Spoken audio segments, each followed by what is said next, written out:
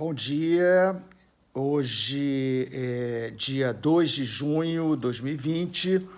Eu resolvi fazer uma pequena live sobre a discussão, né, que nós já estamos fazendo há algum tempo em relação ao contexto contemporâneo no mundo, no Brasil, na Europa, na América Latina, nos Estados Unidos, sobre a crise da democracia, né, a questão, né,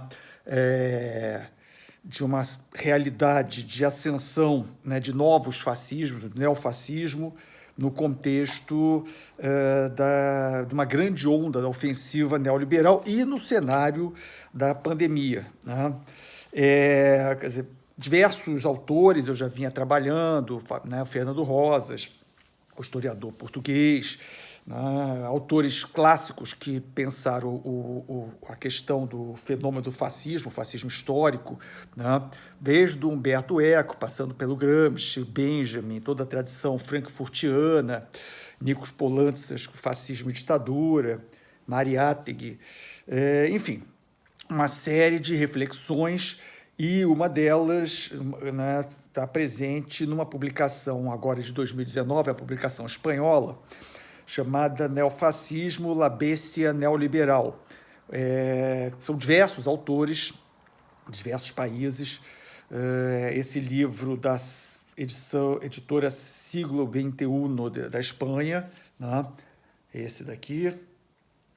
Enfim, esse livro ele foi organizado pela Adoración Guauman, Alfonso Aragoneses e Sebastián Martín.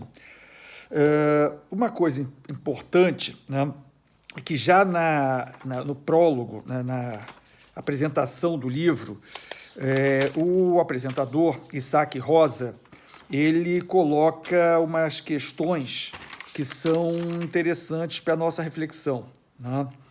Ele diz que, enfim, os setores democráticos, os setores progressistas no mundo inteiro acabaram, de certa maneira, se acostumando com as políticas, as ações institucionais. São importantes, enfim, mas sem levar em conta as ações extra-institucionais, movimentos sociais, né, secundarizando essas ações.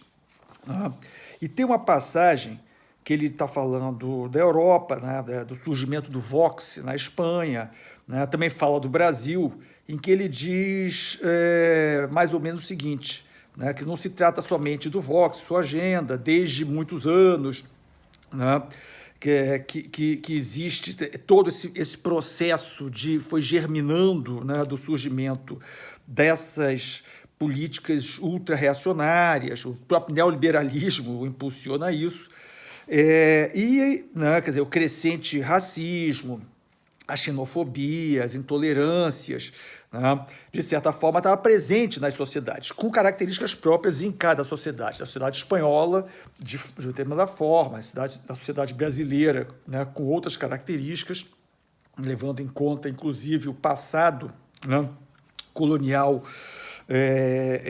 do Brasil. E ele trata um pouco disso daqui, né? Diz ele, em todo o mundo se abre passo para novos movimentos e líderes de caráter autoritário, populista, né, populista de direita, e prática política assimilável a formas neofascistas, né? Começando pela primeira potência do mundo, o Trump está mostrando isso daí, e seguindo por uma das democracias mais povoadas do planeta, o Brasil, com Bolsonaro, com suas particularidades locais em cada caso. O giro reacionário, né, a virada reacionária, a virada à direita, vai ganhando terreno passo a passo, né? Mas aí ele diz, até meio brincando, mais tranquilos, né, que na Espanha derrotamos o fascismo nas urnas. Então ele fala isso em cima da vitória na Espanha no ano passado, do Pedro Sánchez nas eleições, depois de toda uma certa confusão, idas e vindas nas eleições na Espanha, Pedro Sánchez do Partido Socialista Obreiro Espanhol, né, e que acaba formando o governo posteriormente com outras forças democráticas da esquerda espanhola, com Podemos, né? Com a Esquerda Unida, quer dizer, Unidas Podemos, fazendo parte do governo espanhol. Né? Aí ele diz o seguinte, por isso, né, necessitamos de um livro, ele está apresentando um livro, né, um livro como esse, para acabar com essa confiança suicida, né, a confiança de que o fascismo se vence votando. Então, é importante, lógico, as eleições, é importante o voto, é importante que setores progressistas, democráticos, esquerda, né, transformadores, possam vencer as eleições, né, como forma de garantir espaços democráticos, políticas sociais, né, direitos humanos, algumas políticas, né, de ampliação, portanto, né, da cidadania e da participação social e dos direitos, mas que não basta isso daí, né? Ou seja, que essa confiança na institucionalidade de forma cega pode ser, quer dizer, um tiro no pé, de certa maneira seria um suicídio. A confiança, né, de que vivemos em democracias suficientemente consolidadas, né, como se fosse possível, né, o desenvolvimento dessas democracias sem a presença de inimigos, né, constantes das liberdades e dos direitos. A confiança de que somos sociedades maduras e que temos aprendido as lições do passado. A confiança de que a história não se repete, de que o fascismo é um capítulo fechado, né, acabado do passado e que não voltará. Ele está exatamente mostrando o seguinte, está aí, está na nossa porta, neofascismo, neonazismo, formas ultradireitistas, né? Todo um contexto contemporâneo que nós temos vivido, né, pelo mundo afora e que no Brasil é muito presente. Então, quer dizer, a ideia enfim, que os autores do livro, né, que já aparece aqui não na introdução, mas na apresentação, aí tem a introdução dos próprios organizadores, é exatamente apontar, né, para esse quadro, né, de desenvolvimento dos fascismos contemporâneos. Eu estou chamando fascismo e conceituando como fascismo, ou novos fascismo, ou neofascismo, né, embora exista toda uma discussão se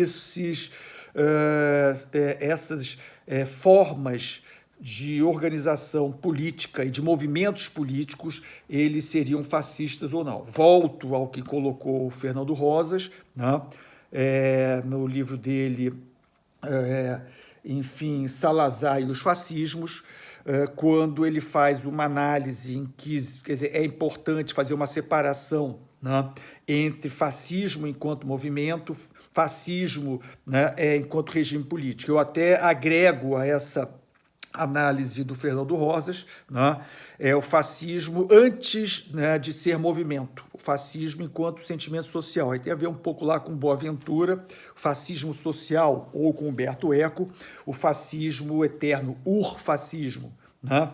Quer dizer, um fascismo que não necessariamente se expressa enquanto organização política, movimento social, expressão mais ou menos orgânica, né, organizada, orgânica, que pode estar aparecendo agora, né, através do bolsonarismo no Brasil, mas até antes disso, né, um fascismo que está presente, diluído na sociedade, como se fosse assim lembrando aqui do Bauman, né, uma situação líquida, né, não muito, enfim, concreto, não materializado em alguma coisa, mas que aparece nas opiniões, né, nos grupos sociais, nas relações humanas, nas relações sociais que existem naquela sociedade. Quer dizer, as sociedades têm vivido isso daí. Autores como Boaventura, Humberto Eco já tinham percebido isso. O Adorno percebeu isso daí, falando inclusive do psiquismo, né? da dimensão, quer dizer, do fascismo presente ou de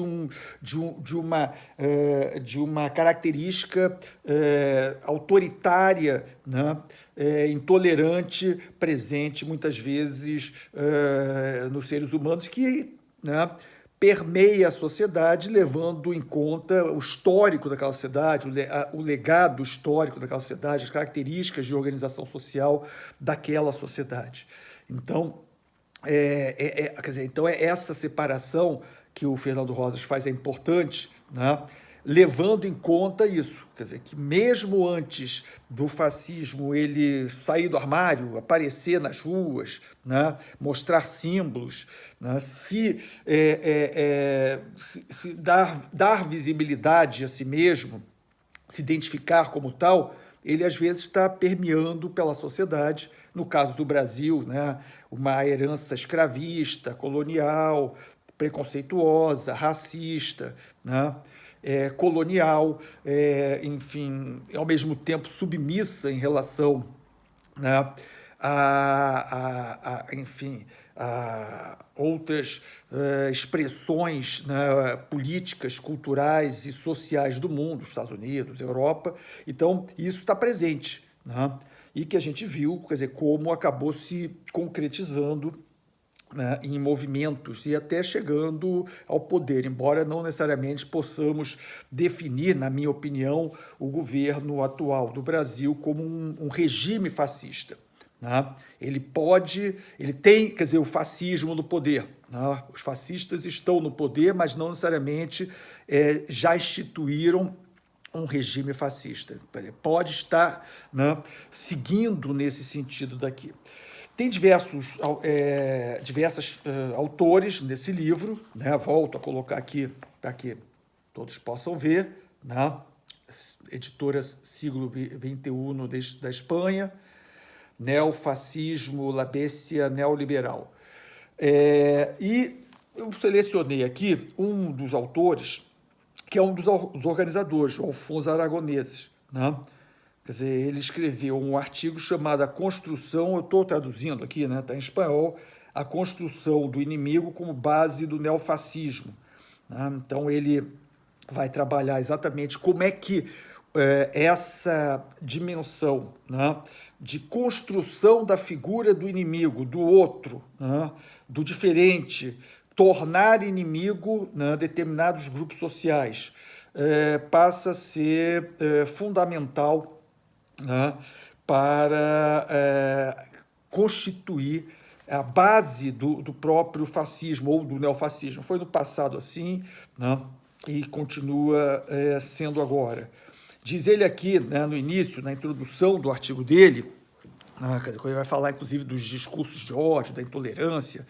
Se há algo que caracteriza todos os movimentos de caráter neo-autoritário, seja europeus ou das Américas,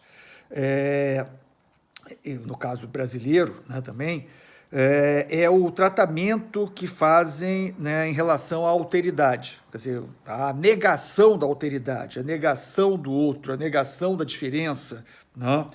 Quer dizer, então, portanto, o tratamento que fazem da alteridade em geral e do estrangeiro em particular, desde a Hungria ao Brasil, né, passando pelos partidos de extrema-direita da França, Alemanha, Espanha, a construção do diferente como ameaça e conseguinte aposta nas políticas xenófobas e racistas é usada em discursos políticos, especialmente em campanhas eleitorais, mas também em decisões de políticas de governos de extrema-direita, de ultradireita, ou de partidos que buscam, né, se posicionar nessa posição. Quer dizer, a gente vê, por exemplo, alguns locais do mundo, a extrema-direita já está presente nos governos, nos Estados Unidos, no Brasil, na Hungria, né, em diversos locais, e alguns não estão nos governos, por exemplo, na Espanha, mas está presente como força política visível, né, disputando, né, espaço com a chamada direita tradicional, setores da direita tradicional, às vezes se aproximando, mas, quer dizer, e tentando ocupar um espaço, né, visando a chegar ao poder. Né? Então, diz aqui, então a construção do diferente como ameaça, né, que eu estava falando, mas também decisões políticas de governo de ultradireita ou de partidos que se colocam nessa posição. As mensagens dos grupos de extrema-direita acabam gerando medo nas sociedades e que tem uma rentabilidade eleitoral. Esse medo gerado, né, ele é capitalizado por essa direita, pela extrema-direita e por setores ultra-reacionários, né, eleitoralmente e também politicamente. Né? Enfim, quer dizer, quando reforça projetos políticos autoritários, corte de liberdades, né? Corte de direitos, perseguições, intolerâncias, né? Enfim, então, quer dizer, acaba, de certa maneira, estimulando, né, aquilo que eu comentei antes, que é aquele fascismo diluído na sociedade, estava ali presente, né, que se expressa às vezes, mas que passa a ter uma expressão, um canal político, inclusive institucional, através de movimentos, então, portanto, social, através, né, de uma movimentação mais orgânica em relação a isso, mas que passa a ter entrada na institucionalidade. Tem representação política, tem um partido que passa a ser o porta-voz dessas opiniões. Viktor Orbán, na Hungria, conseguiu, com seus discursos e suas políticas, criar a imagem do muçulmano como inimigo. Né? Então, quer dizer, a islamofobia, como se fala aqui na Europa. Né? Então, o muçulmano como inimigo que ameaça a nação. A Constituição húngara, né, no seu preâmbulo, faz referência a uma Europa cristã ameaçada historicamente pelo islamismo, pelo Islã. O ódio ao estrangeiro, ao muçulmano ou não, é um instrumento mobilizador que utiliza a extrema-direita tanto na França, na Espanha, enfim, diversas sociedades, falando em termos de avalanches de imigração, né, de invasão, né, desses imigrantes, dos bárbaros invadindo, né, a Europa e a civilização, né, europeia, ameaçando a Europa. Na Itália, esse medo inventado está servindo para modificar leis políticas, corte de direitos, né, limitações em relação à cidadania, né? Enfim, quer dizer, sempre, inclusive, centrado na chegada desses imigrantes subsaarianos à Itália. Na Grã-Bretanha, aumentaram os ataques aos estrangeiros depois do referendo do Brexit, né? Não só do referendo, mas agora já com a saída, né, definida da Grã-Bretanha, cujo resultado esteve, quer dizer, influído também pelo medo ao imigrante. Além da islamofobia, a judeofobia, né, não desapareceu na Europa. Né, ressurge na Europa, nos Estados Unidos, de uma forma intensa. Esse discurso do ódio, né, a construção do outro como inimigo, são referências para o surgimento, ou melhor, para o crescimento das políticas, dos discursos, das práticas do neofascismo como ameaça, né, no século XXI. Bom, então, quer dizer, a invenção do inimigo, a construção do inimigo, né, que não é nenhuma novidade na política, né, quer dizer, ou seja, isso aí na Idade Média se fazia isso, né, todo o processo histórico. Nas sociedades mais democráticas, isso pode aparecer de uma forma mais contida, né, mas nos espaços absolutistas do passado, nas sociedades, né, não democráticas, essa construção do inimigo passa a ser um dos centros, né, mais importantes para a configuração, a consolidação, a construção do modelo, né, social que está sendo vislumbrado. No caso, quer dizer, dos neofascismos, do fascismo no passado, dos neofascismos, né, Isso daí tem sido a prática. Então, quer dizer, essa construção do outro como inimigo, né, aparece em todos esses momentos.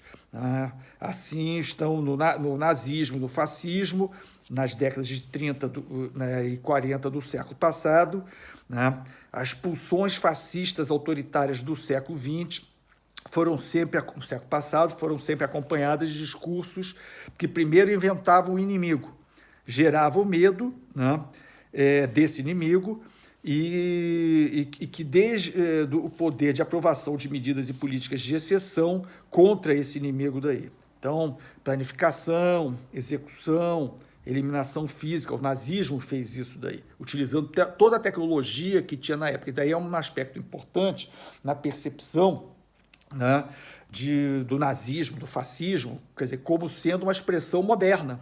Ou seja, o fascismo ele é, né, uma expressão da modernidade, ao contrário do que o pensamento liberal coloca. O fascismo seria uma expressão da pré-modernidade, né, uma volta do passado, embora o fascismo tenha uma dimensão romântica, né, de vislumbrar quer dizer, o passado como uma referência mítica, uma referência né, que passa a ser uma volta gloriosa, algum passado, né, não necessariamente real, mas um passado idealizado daquela sociedade, né, os valores, a tradição, enfim, ela se constitui enquanto referência teórica, referência doutrinária, como prática política, como modelo, né, dentro da modernidade. Então, quer dizer, os fascismos, seja do século passado,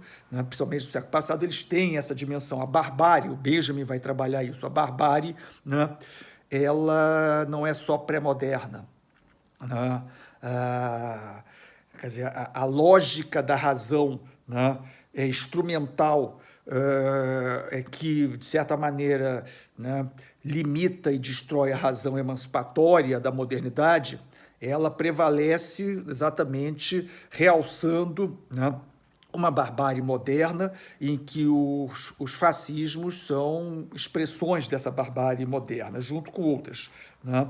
Então, quer dizer, essa dimensão da construção do inimigo, da invenção do inimigo, né, que gera medo, indignação e possibilitando políticas de exceção contra estes inimigos, né, tem momentos variados. Quer dizer, talvez um primeiro momento seja da limitação, da perda do status jurídico desse sujeito que vai ser definido como inimigo, né?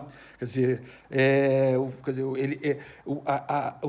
a ideia de sujeito de direito, né? Quer dizer, de cidadão, de sujeito que tem direitos iguais aos outros seres humanos, né? Ela é limitada para esse grupo humano. A partir de um momento, com determinadas políticas, né? Um grupo determinado, ciganos, judeus, estrangeiros, comunistas, socialistas, enfim, né? Pode ter diferentes características, eles passam a ter menos direitos, né? Então passa a ter limitação de direitos, passa a ter, esse seria o primeiro passo para a negação da própria garantia de direitos, por um lado, e a negação, né, da diferença, né? Da diferença, e a negação também, né, portanto, não só da diferença, como também, né, apontando para passos seguintes, além, né, da limitação de direitos, para um processo de desumanização desse outro. É um inimigo que num primeiro momento, ele é colocado como diferente e, portanto, perigoso, e, portanto, inimigo, e, portanto, causador de medo, e, portanto, devendo ser combatido, né, e até eliminado, se for o caso, e, né, com a possibilidade, com potencial, como aconteceu nas diversas experiências do fascismo, o potencial para a sua eliminação, né? Quer dizer, de um sujeito com menos direitos, ele pode se tornar um não sujeito, né? Adorno trabalhou isso, Horkheimer trabalhou isso, né? Ao discutir o germe do fascismo, né? O projeto moderno, o mito do progresso, né? idealização da ideia de progresso que é combatida pelo Benjamin, né, nas suas teses sobre o conceito da história, e que mostra exatamente como essa modernidade liberal ela trata a alteridade. Né? O autor aqui, ele depois vai também, ele reforça muito, né, a sua análise em cima do Benjamin, do Horkheimer, do Adorno, falando da nação, da cidadania no século XIX. Né? Aí ele vai falar, quer dizer, vai recorrer à tese sétima do Benjamin, né, quando diz que não existe documento de cultura que não seja, ao mesmo tempo, um documento de barbárie. Quer dizer, que tem a ver exatamente isso, ou seja, a noção da barbárie dentro da modernidade. A gente já tinha falado isso. Né? E como isso, no século XIX, com o positivismo, né? Com o surgimento de um espaço de cientifização da sociedade, com o surgimento das ciências humanas e sociais de corte positivista, tentando justificar as diferenças e a construção da figura do inimigo. O inimigo é o anarquista, o inimigo é o socialista, o inimigo é o grevista, o inimigo é o bandido, o inimigo é a prostituta, o inimigo... Né, são todos aqueles grupos sociais com características variadas que não se adequam, que não se incorporam, que não se dilui dentro de uma referência, né, única de normalidade, o conceito de normalidade como sendo, né, essa referência única na sociedade. Então, o judeu, né, pode ser judeu no século XIX em algumas sociedades europeias, enfim, desde que ele, né, se dilua na sociedade como cidadão francês ou cidadão alemão, né, o cidadão, enfim. Marx trabalhou isso na questão judaica, 1844, né, e outros autores também se debruçaram sobre isso. O chamado caso Dreyfus, na França, demonstra isso daí. Né, um oficial das Forças Armadas francesas, que era judeu e acabou sendo acusado de traição, enfim. Então, quer dizer, nós temos todo um contexto, né, de formação, né, nesse mundo moderno, nesse mundo da modernidade, que tem a ver com isso daí, e que também se expressa em territórios, né, os territórios perigosos da sociedade. O inimigo não está só solto individualmente, ele também se localiza em territórios, o gueto, a periferia, a favela, os bares gays, as áreas, né, dos grupos que os grupos sociais frequentam, que são considerados malditos na sociedade, perigosos, inimigos, né, e que, portanto, deveriam ser controlados, deveriam ser limitados, deveriam ser vigiados, deveriam ser punidos, deveriam ser eliminados, em última instância, né, numa situação mais extremada do fascismo.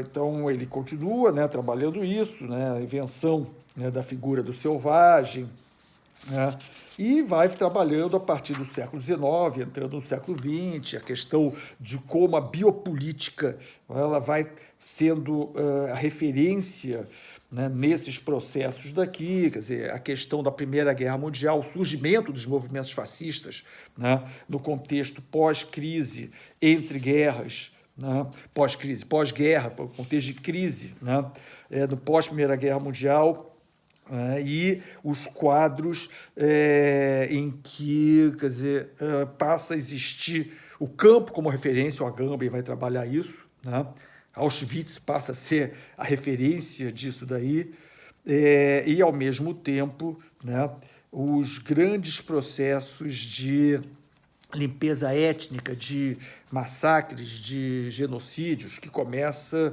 né, no século XX com os armênios, né, quer dizer, com os judeus, com aqueles que enfim, que são, quer dizer, que não têm um espaço nacional definido a partir da noção de Estado, né, de Estado-nação. Ele faz uma crítica, né, a essa referência presente. Né. Vai falar do surgimento do nazismo, né, os diversos momentos, enfim, e também a partir de 1935 as leis de Nuremberg, quando se define as chamadas leis raciais, né, e que já apontam para o futuro Holocausto, já com a perseguição aos judeus, não só aos judeus, né, ciganos, outros grupos sociais, mas também aos judeus no cenário do nazismo, né, e, quer dizer, a ampliação do estado de exceção, através de diferentes formas, no caso do nazismo, a deportação, enfim. Né? E depois ele entra, né, nessa discussão do outro, né, desse outro inimigo, no pós-Auschwitz, quer dizer, depois da Segunda Guerra Mundial. Né? Enfim, que vai fazer uma análise crítica, né, já do contexto do pós-guerra e da continuidade das práticas, né, fascistas. A metáfora da política moderna, né, nos mecanismos de exclusão através de Auschwitz, através da ideia do campo, né, que está presente hoje os campos de refugiados, né, quer dizer, os guetos, né, que seriam campos, em última instância, as periferias, né, o campo a céu aberto, as prisões, seja as prisões mesmo, o sistema penitenciário, seja as prisões a céu aberto, né, o encarceramento a céu aberto em determinadas áreas da sociedade. E a construção dos discursos, né, que inventam esse inimigo nessa exclusão do diferente, e ele aí entra exatamente na parte final do texto, alteridade e nacionalismos, no século XXI, que ele vai fazer uma análise, né, recorrendo a esses autores que ele já tinha trabalhado, Benjamin, Horkheimer, Adorno, né, para falar do que está acontecendo hoje. Né? Quer dizer, Israel com Netanyahu, né?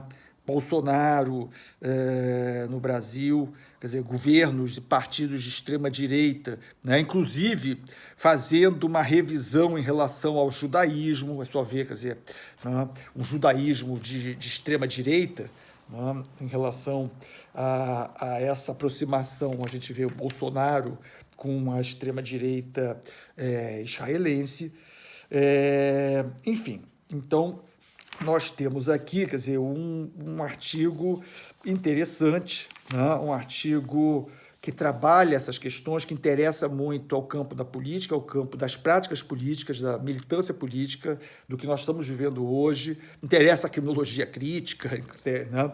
Aos segmentos variados que estão, quer dizer, que pensam criticamente a realidade, visando e não só entender a realidade, mas transformar essa realidade. Esse texto do Alfonso Aragoneses, né? A construção do inimigo como base do neofascismo. É importante, né, terminar exatamente mostrando, né, quem é o Alfonso Aragoneses, que eu não falei, deveria ter falado no início. É professor de História do Direito da Universidade Pompeu Fabra, em Barcelona, pesquisador associado de História do Direito do Instituto Max Planck em Frankfurt, na Alemanha, quer dizer, doutor, né, quer dizer, com a tese Direito Comparado Francês do século XX, publicações, artigos, né, sobre o franquismo, sobre história do direito, né, enfim. E ele coordenou, daqui é importante, a elaboração do censo de deportações dos espanhóis aos campos nazistas, né? Aos campos nazistas, quer dizer, ou seja, no Memorial Democrático da Catalunha. Então, o Memorial Democrático da Catalunha, em Barcelona, né? Tem uma série de documentos e ele foi o coordenador desse censo, né, sobre os deportados espanhóis para os campos de concentração nazistas. Deportados espanhóis que eram refugiados espanhóis, né, depois da derrota na Guerra Espanhola para o franquismo. Boa parte desses presos espanhóis que foram deportados para os campos nazistas de concentração eram comunistas, socialistas, anarquistas, né? Pessoas progressistas, foram militantes e estiveram junto com a República Espanhola. Participou, né, de fóruns de memória democrática, né, colaborando com instituições públicas da Catalunha sobre políticas públicas de memória. Nós temos, então, aqui, quer dizer, essa pequena conversa sobre, né, esse texto, ainda dentro da discussão sobre os fascismos contemporâneos. Obrigado, até a próxima.